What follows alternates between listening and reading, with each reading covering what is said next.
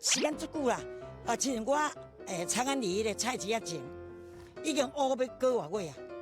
到现在，伊嘛做辛苦拢个抽水啊。我逐日咧看，拢咧抽水，2支水伫遐抽。所以讲时间来当缩小，对阮这交通的流量比较方便啦。有部分呢都已经是很老旧式，甚至有部分都已经是土沟，所以它的排水状况很差。所以我们工务局就针对这部分，将它整个的排水等于做一个箱涵式，而且加大它的通水断面。另外整个排水还要经过我们台一线往西排的这一部分，它整个的箱涵。我们的断面尺寸也大概是加大了，比现有的大概多了2.7倍左右，来解决他们排水问题。我们希望尽快能够通车带给百姓交通安全的道路了这是我的期待。掌握施政3分钟，台南进步向前冲。欢迎收看《市政3分钟》，我是林依婷。西北又有新建设喽，市道172线是连接台一线及白河市区的重要道路。随着观光发展，车流量逐渐增加，原有的2车道已不堪负荷。台南市府公务局办理市道172线安溪寮段至白河区拓宽工程，拓宽后将原有的12公尺变为20公尺，原有的2车道也会增为双向4车道，疏解像是后壁兰展、关子岭温泉季等重要假日的车流。而且工程还会施作箱涵及侧沟等排水工程，预防淹水。预计111年初会完工哦。现在就让我们来听听韦哲市长怎么说吧。172市道的这个拓宽工程，这个工程事实上，对于来往是很重要的这个交通管道，尤其将来后壁兰花生技园区的开发会有蛮多进进出出的车辆。如果这个路没有拓宽的话，我想一定会影响到后壁兰花生技园区的整体的发展。所以今年就赶快把这个该拓宽的工作配合这个中央的经费跟地方的自筹款，赶快来把它做完成。那很多事情都要超前部署的。然后生技园区要发展，周边的基础设施要做好，路的路宽要够路要平，这也是一个基本的诉求。所以我们想，今天谢谢公务局，那我们也希望说，尽快的如期如职的把172市道的这个拓宽工程完成，有更好的一个动力跟助力。接下来请收看中嘉新闻。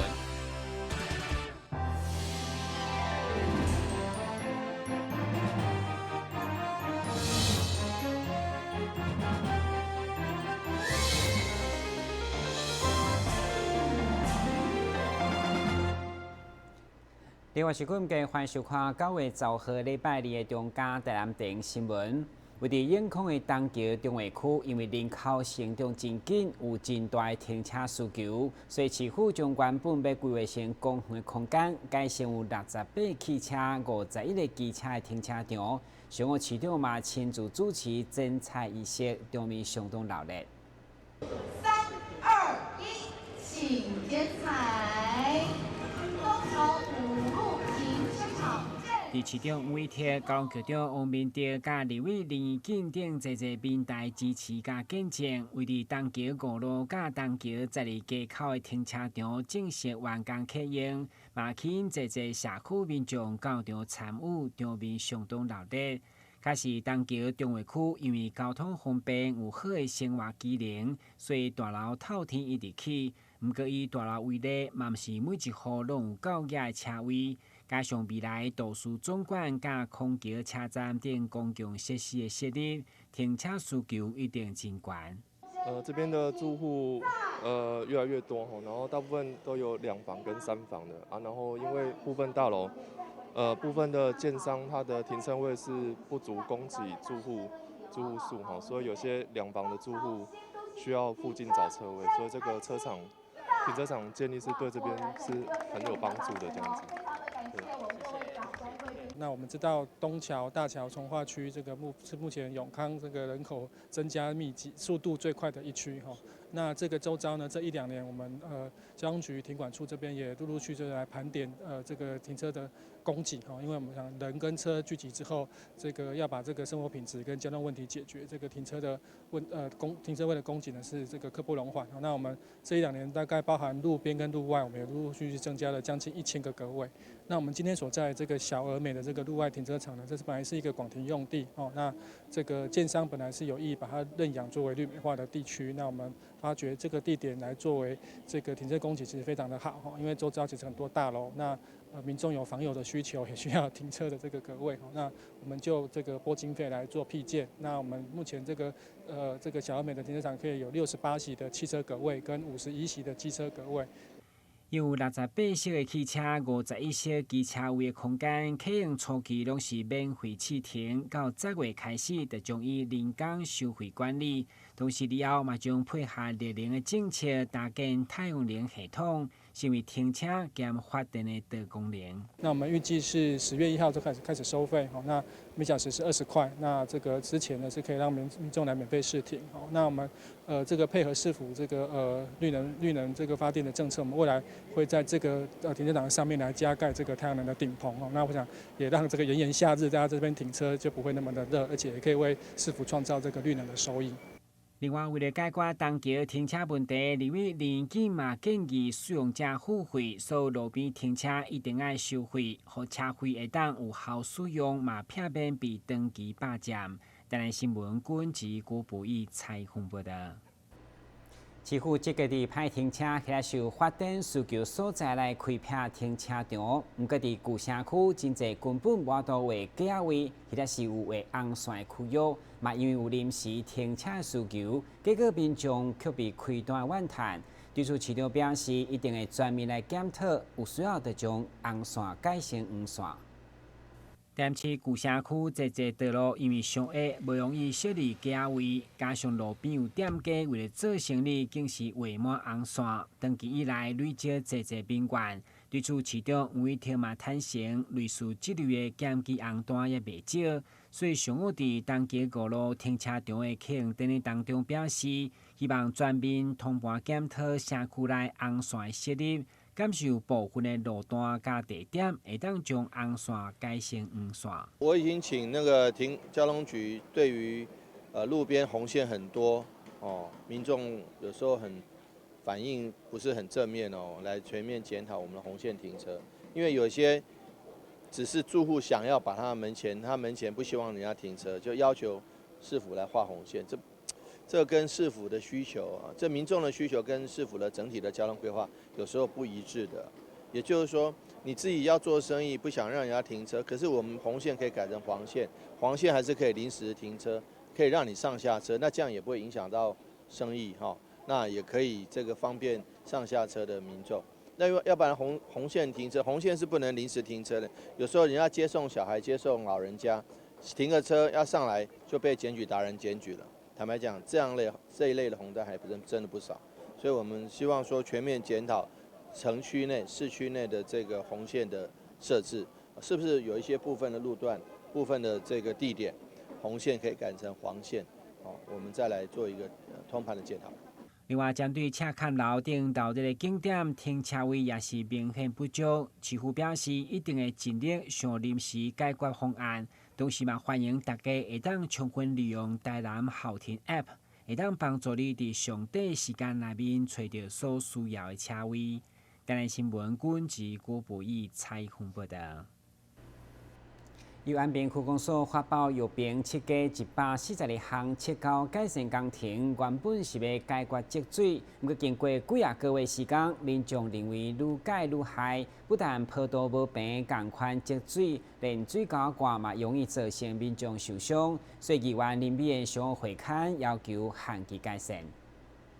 位伫安平区玉屏设计一条巷仔内2边切糕，进前因为年久失修，水沟容易来积水。即间配合水利局污水接管的工程，区公所好不容易找出经费来进行整修，不过经过几个月的时间，当地居民却认为是愈修愈害，因此透过议员林美燕来陈情。上午，议员邀集市府相关单位甲区公所来会勘，要求市府限期来改善。我们住户的诉求，我发现2大诉求都没有了。第一，我们排水还是有，里面的水沟里面还是有一些不良物在里面，有一半面。第二，改造后的沟面没有比以前更好，包括水沟盖起里口口。所以我们希望说，区公所这边你要如何去做一个改善？因为现在水利局在做污水工程，一直为了我们的水沟没有办法赶快去完工，住户天天进出，包括一个车嘛是受损，轮胎破了，还有人摔伤都破了，造成住户大家的一些不方便。还是有监督的责任，会再请厂商来，会尽量会要求依照我们那个住户的要求来把它做。那厂商他在做水沟盖比较能力不足的部分呢，我们也来拜托水利局的厂商来跟我们做协助了。那也有先跟他们讲过，他们也愿意来帮我们。那现在就是要先来解决我们那个沟底积水的问题因为现在那一间住户已经在施工，我等一下先通知看看是不是那边先等我们一下，我们先去。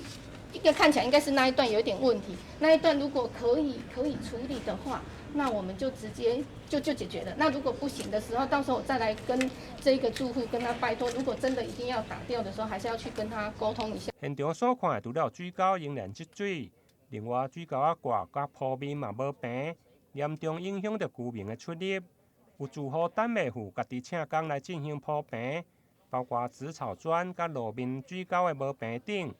李后续水利局嘛正咧等待测沟完成以后，才会用个来施作污水的接管。对此，议员要求希望区公所伫个2礼拜内会用个完成改善工程。台南新闻林根采访报道。武汉肺炎疫情伫国际上犹原相当的紧张，真侪国家对着翠安等防疫物资的需求量也是真大。所以，台南市东建安公司发挥国际援助的精神，甲南台湾机械动业共同关注一套智慧制作系统，要互捷克。市长上午嘛特别颁发感谢状，表扬企业替台湾增加国际上的知名度。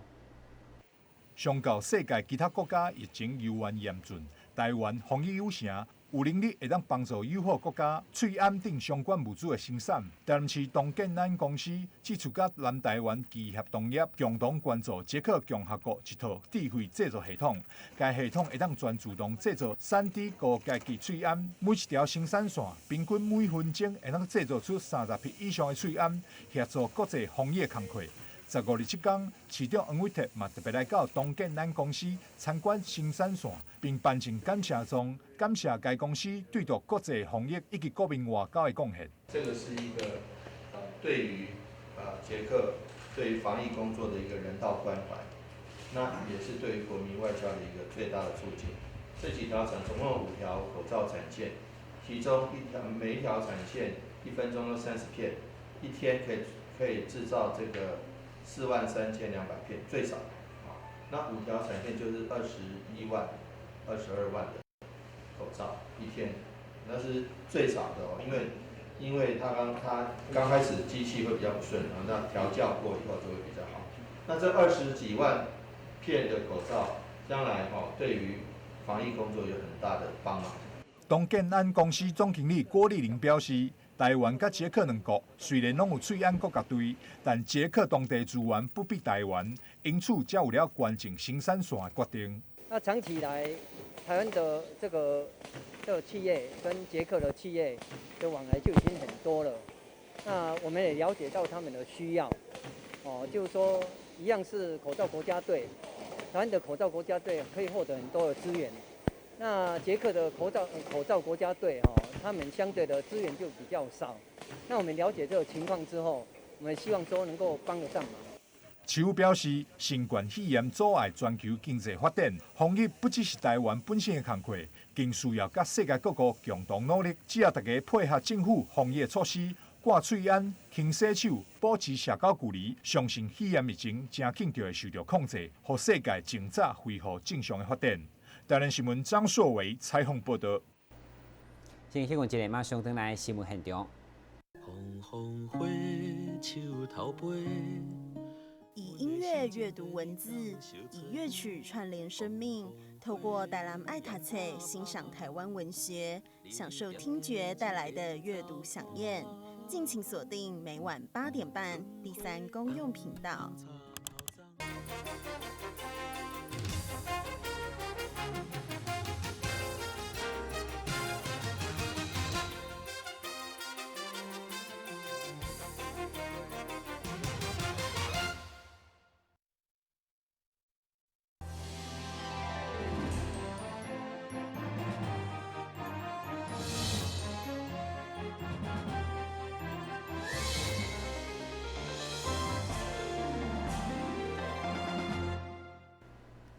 吉米下中心响应2020年世界淋巴癌日，10号上午结合吉米柳营圣代甲市立病院来举办联合宣导，会中甲民众认识淋巴癌6大症头，包括不明原因的发烧、皮肤肿等等，呼吁民众爱早期发现、早期治疗。每年的9月15是世界淋巴癌日，为了让民众更加了解淋巴癌的征兆。血液肿瘤卫教协会甲吉米医学中心特别邀请台南重要淋巴癌治疗院所，包括圣代医学中心、市立病院、甲吉米柳营4间病院共同来宣导响应，教导民众认识淋巴癌的6大症状。淋巴癌它在初期呢会有6个症状，就是我们的烧肿、汗痒还有咳嗽。所谓的烧呢，就是发烧，体温呢烧到38度，找不到原因。那就要特别注意了哈。第二个呢是体重下降，体重下降呢也是很奇怪，很多有的下降很好，事实上体重不明的下降也要特别注意，是不是有淋巴癌的可能性？还有另外是皮肤的这个瘙痒，不明原因的痒，不是过敏哦，就是找不到原因，就特别会痒，也要去查一下有没有可能是淋巴癌。那包括一个肿块，特别是在我们的脖子、我们的属膝部、腋下，如果有摸到不明原因的肿块，那也要请赶快找医生来做个检查。那再是夜间的盗汗那这个流汗呢是在半夜的时候呢，睡觉的中间呢流汗，那这个是一个我们淋巴癌一个比较特别的一个症状。那另外就是我们会有咳嗽不明原因的咳嗽，那段时间都没有改善，那也要来找医生来做个这个检查所以掌握这6个烧肿、汗痒、咳嗽，那如果有这个6个症状其中之一有出现，那找不到原因，赶快来找我们的这个血液肿瘤科医师来做一个检查跟诊断。为强化病人的信心，现场嘛邀请一位淋巴癌4期的病友现身讲法，说明家己完成坐间的标靶治疗，目前健康得到完全的改善。你怎么样让这个安慰剂的效应发挥最大效果，来配合医师的治疗，这非常重要。心里要淡定，不要怨天尤人。已经得到了这个病，不要去追究说是什么原因，最重要是先好好把它治疗，勇敢面对。所以这个是非常重要的一个心理状态。我反而安慰我太太，我说已经遇到了，就不要怕，勇敢去面对它。吉米医学中心医疗副院长田宇峰表示。淋巴癌会让淋巴系统造成真大的伤害，让人的防疫功能渐渐来丧失。不过对抗的方法就是早期发现、早期治疗。如果民众出现不明的发烧、淋巴结肿、皮肤会痒，暗时流汗、嗽，甲体重不明的减轻，就要特别来注意。台南新闻林根采访报道。由罗里门社区主办的2020年中环北线尾罗里门模仿电线宫登陆活动，10号召开记者会，会中安南区长也指明嘛打扮成电线宫的模样，大力来宣传，号召全国各地民众拢做伙来参加。电信公伫1661年4月30日率领400多只舰船登陆北线尾岛，后来顺利赶走荷兰人收复台湾。为了彰显这段历史事件，罗里社区发展协会每当4月拢会举办模仿电信公登陆的活动，但今年因为肺炎疫情的关系，所以将活动改到9月举办。为了宣传活动，安南区长也指明并换上明朝军装来斗宣传。400年前，我们郑成功延边军王郑成功来到率领军队来到透过我们鹿门这个地方登陆到我们台湾，来开发台湾这一块乐土。那么透过这次的活动，让大家能够了解这一段的历史，还有相关的一个我们社区营造的一个成果，